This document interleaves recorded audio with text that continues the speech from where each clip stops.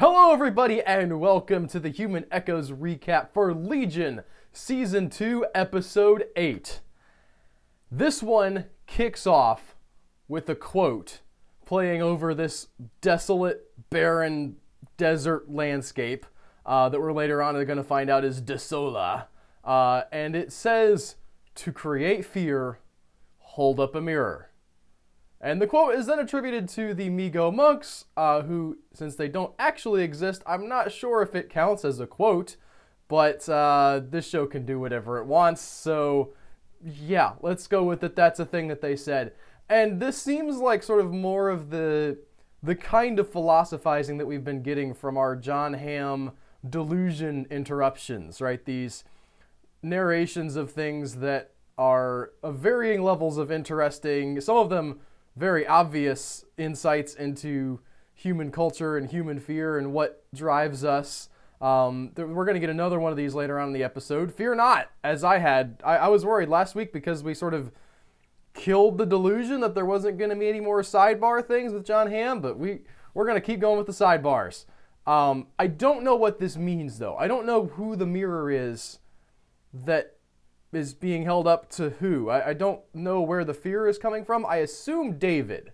I assume that David is sort of seeing himself in Farouk, but beyond that, I have not untangled that. I would love for somebody to comment if you have a better idea of where you think that quote is going, because it really didn't seem to me to fit into what this episode was doing thematically.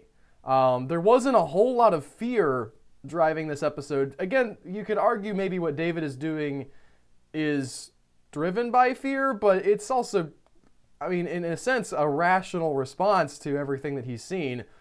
So, again, I would love some other people's thoughts on that.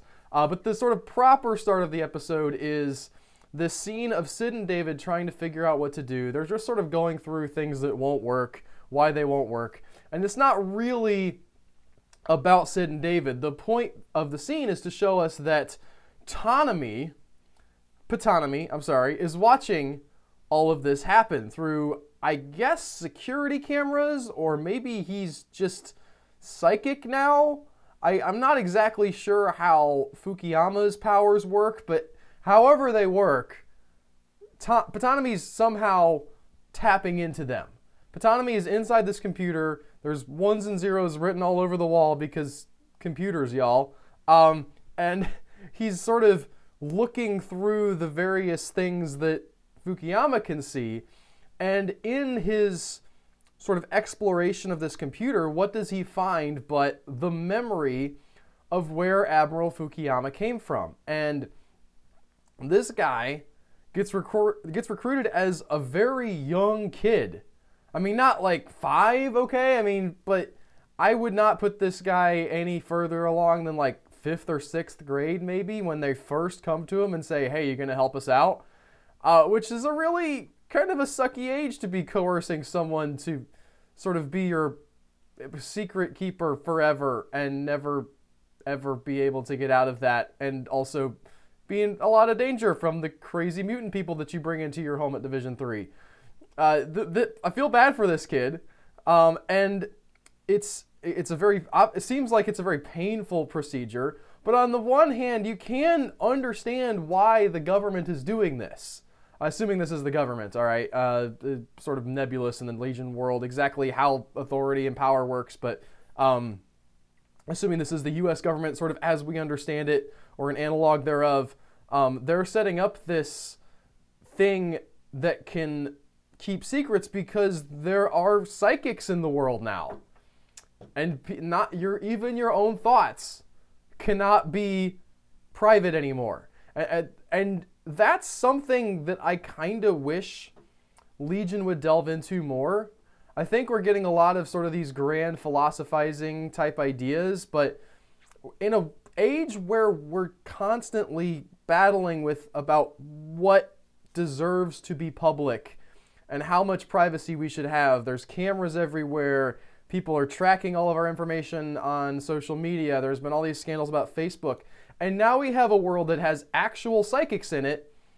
There's an opportunity here to really explore what privacy looks like And what does it mean to value privacy? What happens if all expectations of privacy, even inside your mind, go out the window, and we don't get that? And I'm not, like, that doesn't mean the Legion's a bad show, but I kind of wish that they would explore some stuff like that. That's the kind of thing I would enjoy exploring if I had a psychic on my show. But they don't go there. What we do find out, though, is that this Mi-Go monk that we had seen apparently die earlier, right? He'd thrown himself to his death. I guess they drug him into the weird forest computer thing and hooked him up because he's in here with Patanomy, and he has the information that they're looking for. They weren't able to eradicate it. It is inside the Secret Keeper's brain, and Patanomy decides that he's going to tell David. All right? I guess he's able to access whatever is going on with this, you know, all the minds are connected somehow. Again, I assume, because I think Fukuyama was showing him these memories on purpose, and I don't know if the Mi-Go monk gave up Desola on purpose, but somehow he has this info, or it's a trick. We'll get to that in a second. So Patanomy wants to contact David, though. And the way he's able to do this, since he's in Fukuyama's brain, he can take over one of these androids, and he goes and he walks this thing over to where David's at, sits down, and tells him, I'm in the computer, man. I know it's weird. I know you thought I died. Good luck processing the fact that your good friend, Patanomy, who you may have killed accidentally, is now alive inside of a computer. They don't actually deal with David processing that, but it's okay. He talks to him and he tries to give him this information, and as he's trying to give him the information, he just sort of shorts out for a second before he finally spits out Le Désolé, I think is how you pronounce that. Now, we don't, if I recall, we don't see Patanomy make another appearance in the show. So my gut tells me that it's possible this is actually the wrong information, that somebody's giving out fake info to David, possibly because they don't want Fukuyama to get it, but Fukuyama has a different, I'm sorry, not Fukuyama, Amal Farouk to get it. But Amal has a different way of finding out what he wants to get. He has gotten information from Future Sid. And Future Sid has told him where the driver of the car who took his body to the Mi-Go monks, where this person is living. And Farouk goes to her and bargains for this location. And she says, I'll give it to you, but I want this thing called the Endless Dream, I believe. I did not write that one down, and I regret it now because I wanted to... I don't know exactly what she asked for, but in essence, he has something he can give her, and apparently she's not, like, a patriot in the sense that she's like, I'm not helping you. She says, she sees her opportunity. She says, listen, you're super powerful. You want a thing? I want a thing. You use your power to give me some thing, and I'll give you my thing, which I thought was an interesting transaction. I don't know anything about this woman or sort of what her deal is beyond the fact that she drives people around, but she gives him this information. And I want to point out, it's also possible if something is interfering with the transmission to David, maybe something has influenced this woman, this driver, to also have the wrong information. Don't know. That's just a shot in the dark. But it would be fun for both of these guys to be in completely the wrong place, and the Mi-Go monks' location is way different. I did make a note of, though, Amal Farouk drives away. And this is such a little detail, okay? This is not important to anybody but me. But he drives away the wrong way, I think. When he drove the car away, you know how like the angled parking spaces are? He drove the opposite way, I think, of where he should have gone, and now I can't even remember. Now I'm doubting my memory. I'm going like was it red or was it green? I don't know. But I wrote it down because that irks me so bad when people drive the wrong way in the parking lot. There's an arrow Learn how the arrow works. That's a little sidebar. Has nothing to do with the show really, except it annoyed me, and that now Amal Farouk is the villain of this show if he's driving the wrong way in a parking lot. David knows that he can't tell anybody about this, right? Because Farouk can get in anybody's mind and pull this information out. He doesn't know that Farouk knows about Desolé. There's a lot of David being impotent in this episode again, and he's making this plan to keep the information from Farouk and get what he wants when he doesn't know that Farouk already has the information, and as we're going to find out later on, his plan's going to fall apart too.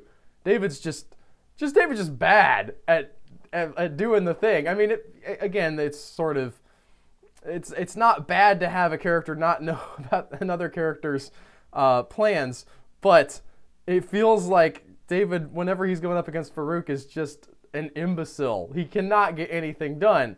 And he has it seems like he's got like this cool, Ocean's 11 style plan with all these different moving parts and nobody knows what anybody else is doing. And he goes to put that in motion, but as he's going to put it in motion, who do we see listening to sort of his setup as he's getting ready but Melanie Bird. Melanie Bird's finally back for like a few seconds in this episode, and he follows this up by visiting Lenny, and he's talking to Lenny, and he's trying to figure out, I think, what is left of his sister. Is there anything left of his sister? Is she still in there? He points out that has a nervous tic that only his sister did, and Lenny's like, I don't know, dude. I don't even know if I'm real. This is not my fault, okay? I mean, she asked to be let out, right? But her whole point is, I didn't do anything to your sister. They just stuck my body in here, and Farouk downloaded my mind out of his mind or whatever. I don't even know if I'm really here. Sydney is, I think I finally figured out what Sydney's been doing with this mirror snapping, is that she's terrified that she's not real. All right, that this is a dream that Farouk is letting her have, and that she's gonna wake up inside his mind still again and continue being tortured, and that's like the worst thing for her. And there's a part of me that wonders, like, is that a possibility? Is it, like, could this be at least some part of this be a delusion on Lenny's part? I don't even know. But David, gets everything set up. He teleports to the desert because he can teleport now.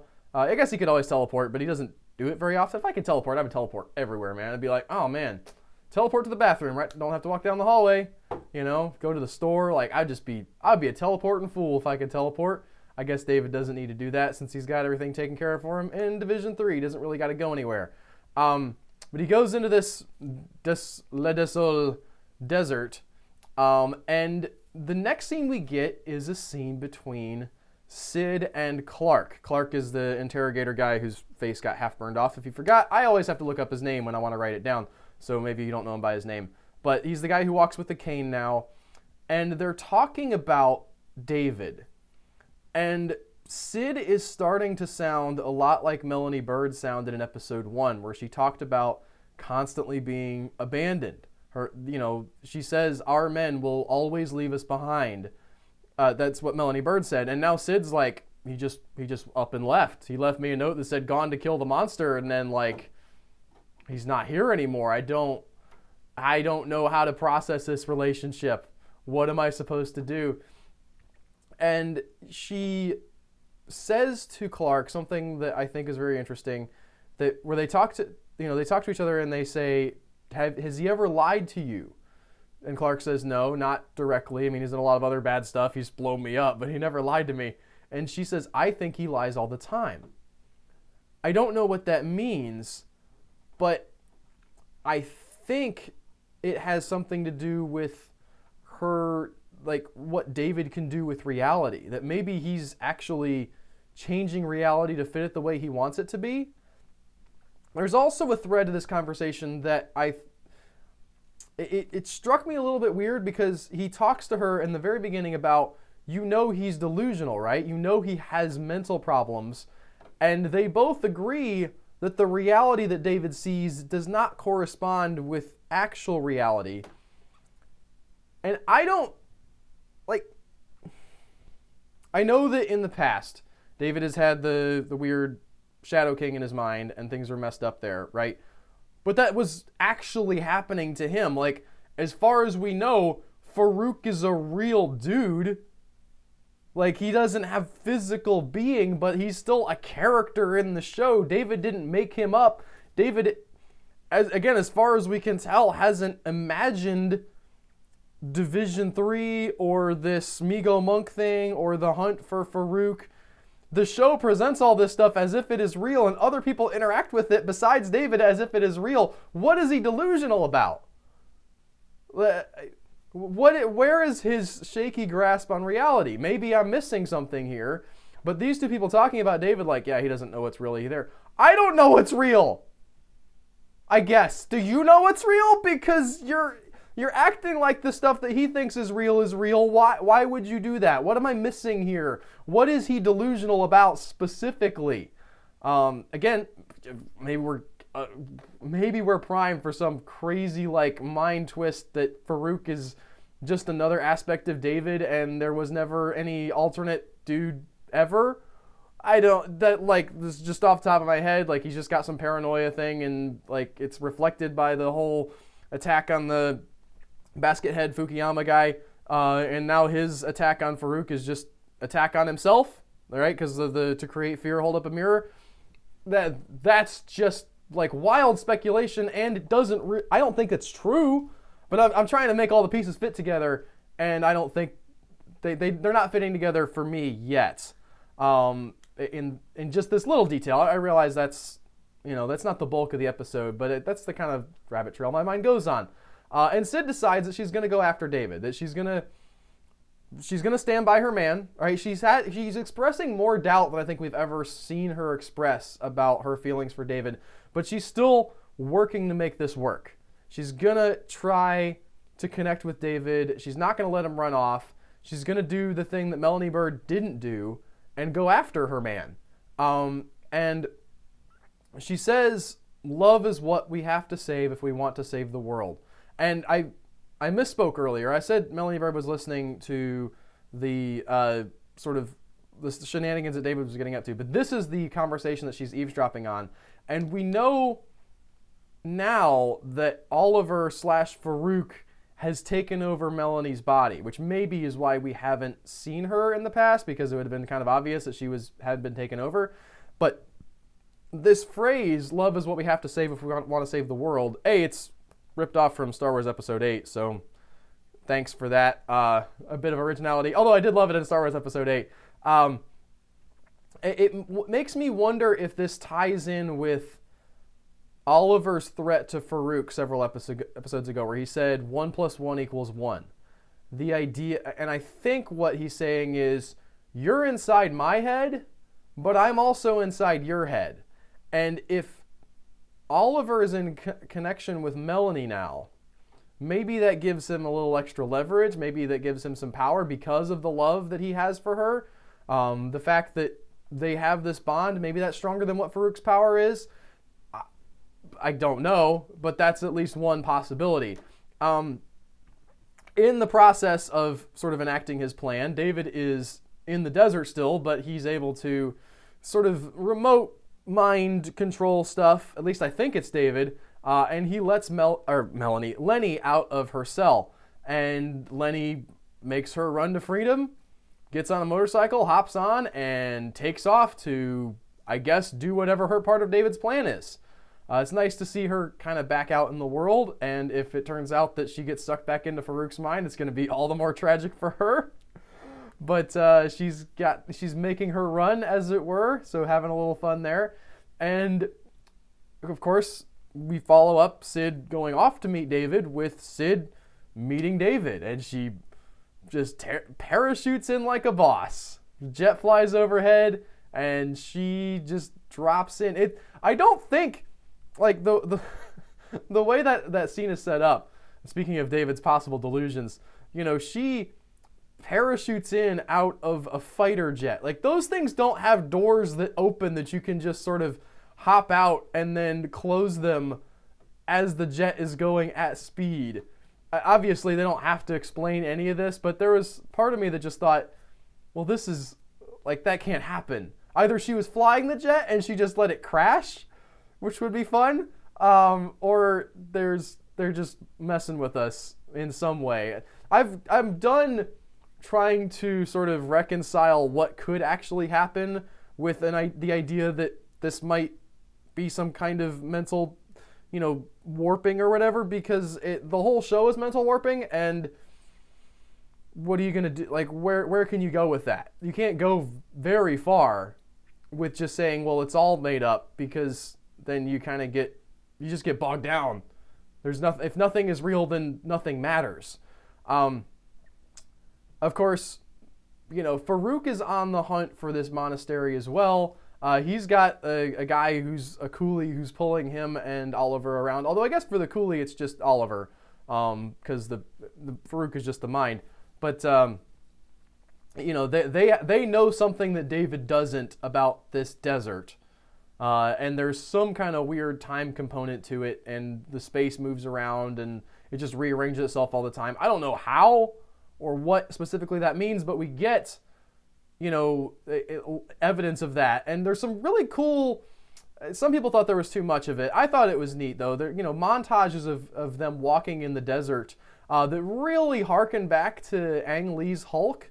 I know, heavily derided movie in the sort of comic book fan world, but I always look back at that and think, and it really makes sense that they would use that in Legion, because Ang Lee's Hulk was a movie that was sort of experimental and trying sort of to do weird things, and what didn't necessarily spell out what it was all about. And it had those moving comic book panels, style editing that Ang Lee was really excited about and wanted to sort of replicate the look of a comic book in several different frames. I don't love the movie, but there's a part of me that would almost rather have that one than sort of the Edward Norton reboot that's like okay, but just sort of the most obvious story and in the most obvious way you could tell it about the Hulk. Hulk dogs are not good, but at least they're weird. And that's one of the things that Legion constantly does, is you may not love what it's doing, but it's still gonna be weird. And we do finally get one of these sort of sidebars, as I mentioned. We finally get back to Jon Hamm. And Jon Hamm tells us a very famous, a version of a very famous philosophical idea.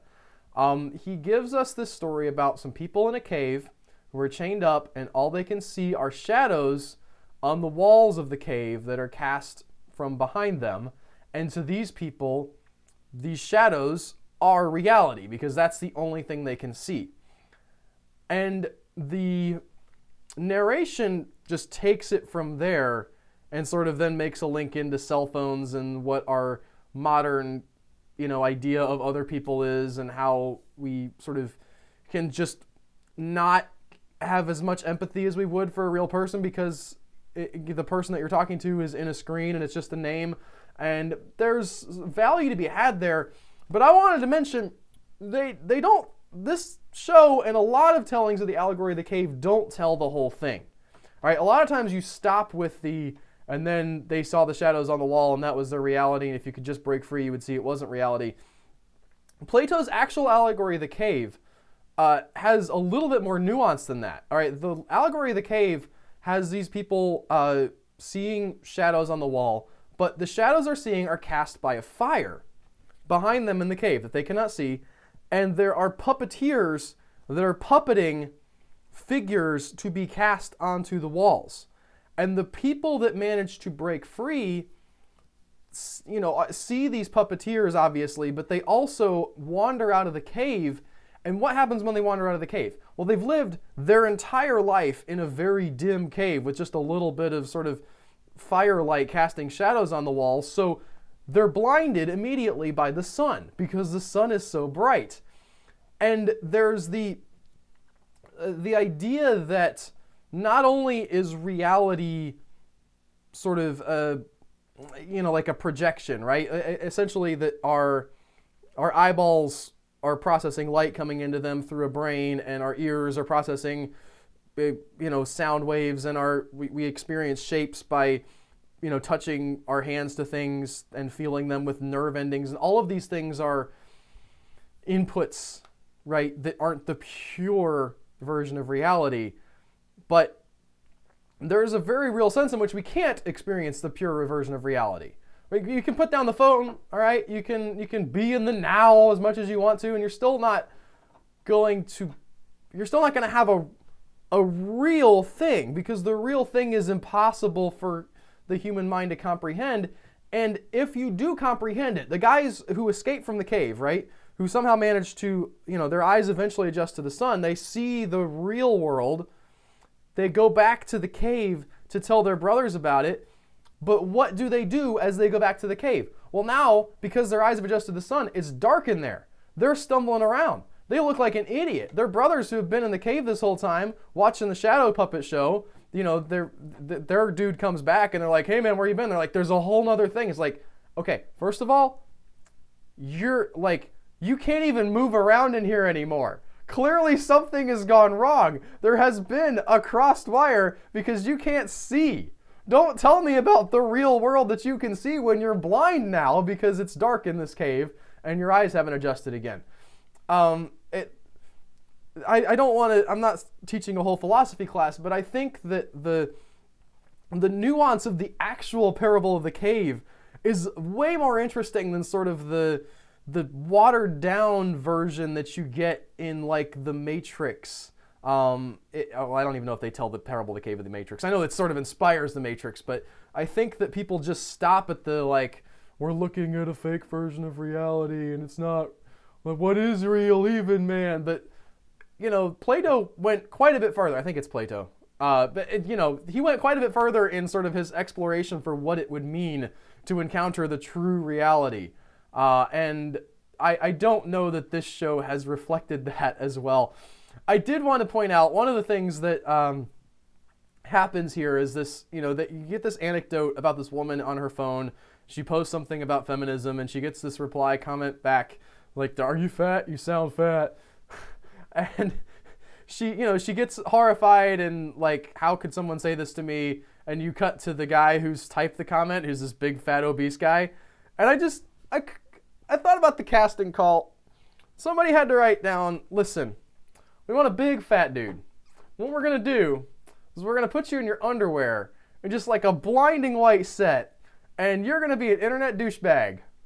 How many people can we get from Los Angeles to apply for that job? And I'm sure they had like 10. They had their pick of the litter of people who were like, oh, pick me. I can be a fat internet creep. I'm sorry. I'll move on from that. But that tickled me a little bit. Of course, Sid and David continue their search. They find this camp that's been set up, this tent, sort of a classic old school tent like you would see maybe in like the early 1900s on a safari or something. It's got a chandelier inside. They go into the tent and they find 2 skeletons.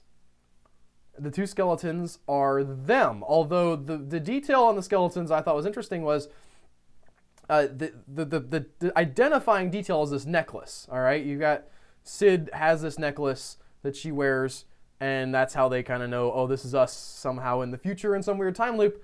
But in the show, we saw Sid take her necklace off, if I'm not mistaken, and somebody can point me out wrong if I'm wrong. So this is like a different iteration of Sid and David. It's not just this Sid and David, and eventually they're going to end up like dead. There's some other alternate timeline stuff going on, potentially tying back into all the alternate timeline David stuff that we got a couple episodes ago.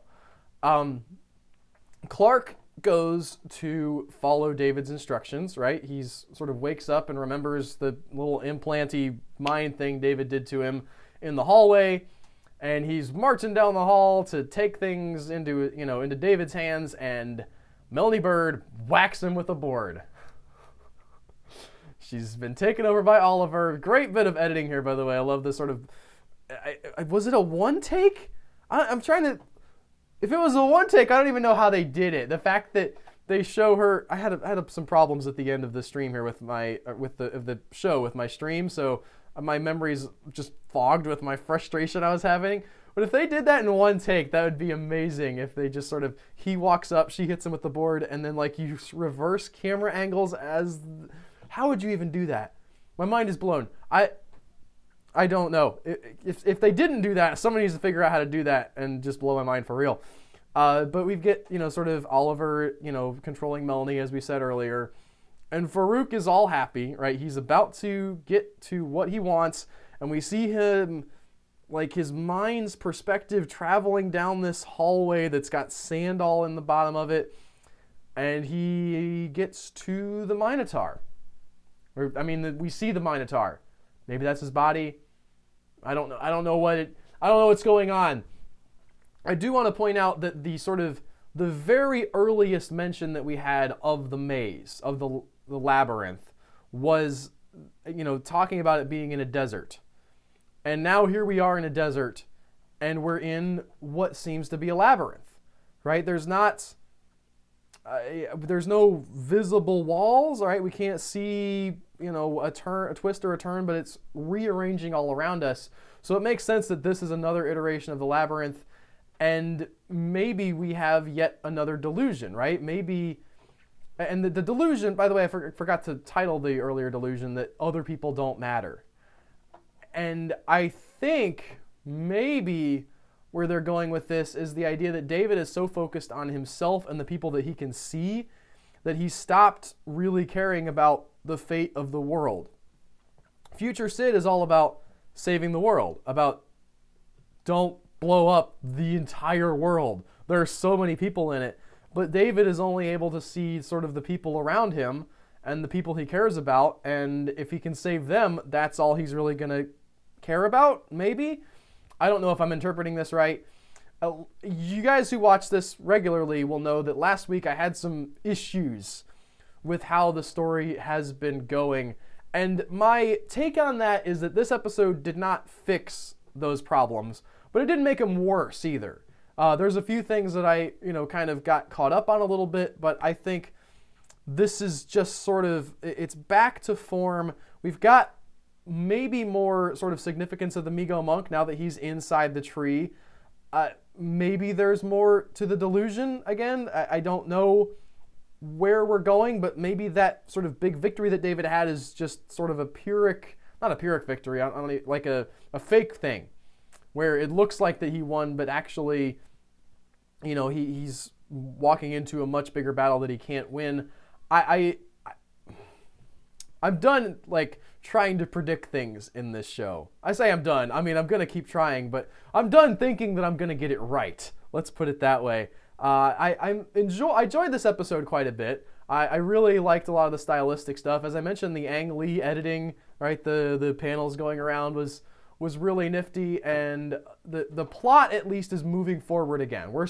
We have the big plot item, which is Farouk's body, and everybody's moving towards it, and there's a big plan, and in general, that's what I like to see in a story, and then we get the layers of Legion weirdness added on top of it. So again, not something that necessarily fixes or explains all away everything that I sort of had a problem with in the previous episode, but doesn't make it worse. So I'm happy about that. And I having had some time to think about it, I'm willing to give it time to maybe make sense at some point. That's the trap of Legion. You're always like, it almost makes sense. Maybe next week it'll all come together and the big reveal will happen, and they just tease you along. Maybe next week it'll make sense, guys. I can't tell if I'm desperate or not. I appreciate you guys watching though. You're all awesome. Thank you so much. Thank you for your comments, explaining things and helping me understand different stuff that I may have gotten wrong.